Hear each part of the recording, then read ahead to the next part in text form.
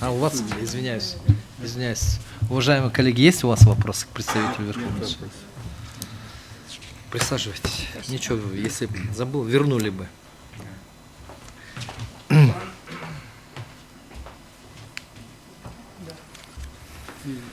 Так, следующее слово предоставляется постоянному представителю Министерства юстиции в Конституционном суде Джаркумбаеву Аязбеку Дулузбековичу. Прошу вас пройти к трибуне.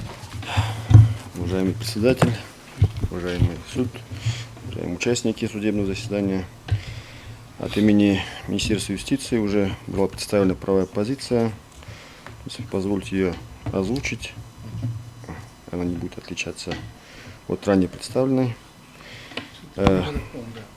То есть я постараюсь остановиться, не буду останавливаться на содержании ходатайства, да, только на выводах. Да? Так. Изучив ходатайство гражданина Айткулова, Министерство юстиции сообщает: Институт апелляционного производства выступает в качестве действенных правовых механизмов исправления судебных ошибок, являясь тем самым важнейшей гарантией защиты прав, свобод и интересов человека.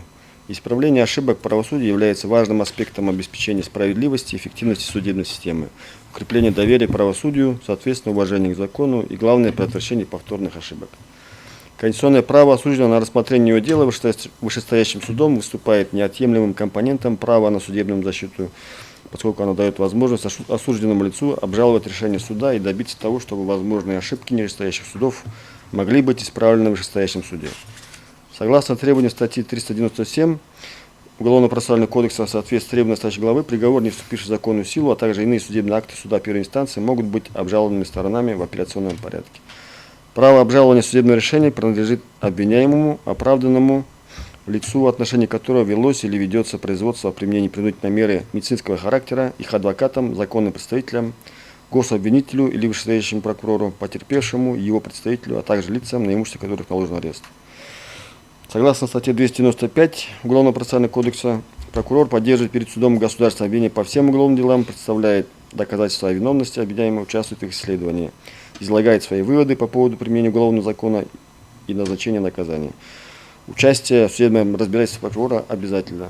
При этом, согласно части 3 статьи 397, прокурор, поддержавший обвинение в суде первой инстанции, вносит представление на каждый незаконный и необоснованный судебный акт. В свою очередь, согласно статье 34 Уголовно-процессуального кодекса, в уголовном судопроизводстве прокурор независим и подчиняется только закону.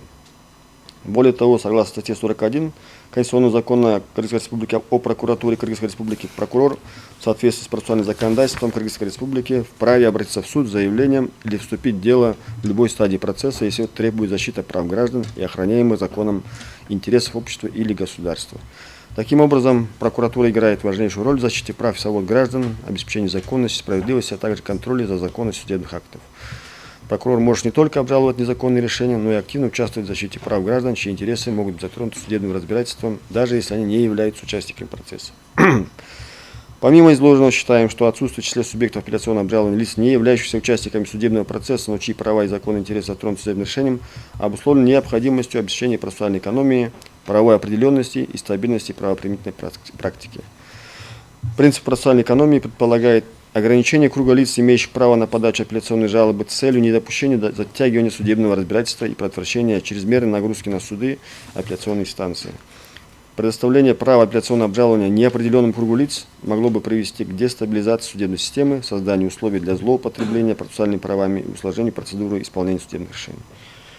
Также правоопределенность требует, чтобы субъектами апелляционного обжалования выступали только лица, участвующие в деле, поскольку они обладают необходимым процессуальным статусом. Таким образом, отсутствие права на апелляционное обжалование у лиц, не являющихся участниками судебного разбирательства, но чьи права и интересы были затронуты судебным решением, обусловлено стремлением к обеспечению стабильности уголовного судопроизводства, соблюдению принципа правоопределенности и недопущению злоупотребления правом на пересмотр судебных актов. На основании изложенного Министерство юстиции полагает, что части 1 и 2 статьи 397 Уголовно-процессуального кодекса Кыргызской Республики не противоречат нормам Конституции Кыргызской Республики.